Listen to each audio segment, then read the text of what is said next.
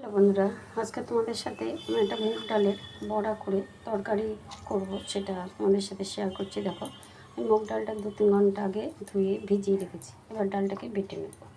আমি মুগ ডালটার মধ্যে একটু আদা আর একটা কাঁচা লঙ্কা দিয়ে দিলাম। ডালটা জল ছাড়াই বেটে নিতে হবে। ডালটা বেটে নিয়েছি, খুব মিহি না হলে কোনো অসুবিধা নেই। এবার আমি একটা কাঁচকলা সেদ্ধ করে চুকলা সমেত এই ডালের মধ্যে বেটে নেব।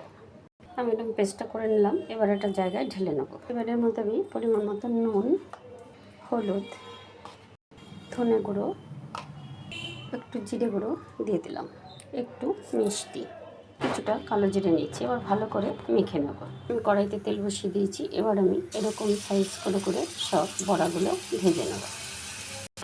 বড়াটা ভাজা হতে হতে আমি এখানে হাফ চামচি ধনে গুঁড়ো, হাফ চামচি হলুদ গুঁড়ো, 1 চামচি জিরে গুঁড়ো আমি নিয়ে নিয়েছি। এবার এটাকে আমি সুন্দর করে জলে ভিজিয়ে রাখবো। এটা বড়াগুলো আমি ভেজে নিলাম। বড়া এমনি ডাল দিয়ে ভাত দিয়ে মেখে এমনিও খাওয়া যায়, আবার আমি রান্না করে নেব। আমি বড়াটা তুলে নিয়ে তেজপাতা দুটো আর তিনটে গোটা এলাচ ফোড়ন দিয়েছি আর দিলাম জিরে।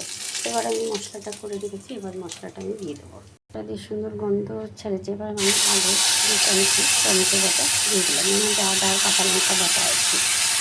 সুন্দর করে টমেটোটা কষিয়ে নিয়েছি। এবার মশলাটা দিয়ে আবার ভালো করে কষিয়ে নেবো। মশলাটা দিয়ে তেল ছেড়ে দিয়েছে। এবার আমি কিছুটা কিশমিশ দিয়ে দিলাম। তোমরা চাইলে কিশমিশ দেবে, না চাইলে না দেবে। আমি যা ছিল আমি দিয়েছি। এবার আমি জল দিয়ে দেবো। জলটা খুব সুন্দর ফুটছে।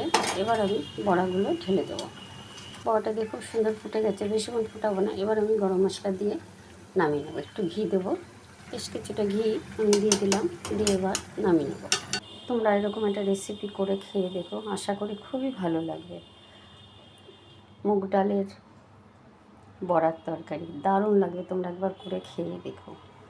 যদি ভালো লাগে আমার চ্যানেলটাকে সাবস্ক্রাইব করো, লাইক করো, শেয়ার করো। আজকে রাখছি, কালকে আবার অন্য কোনো রেসিপি নিয়ে তোমাদের সামনে আসবো। টাটা।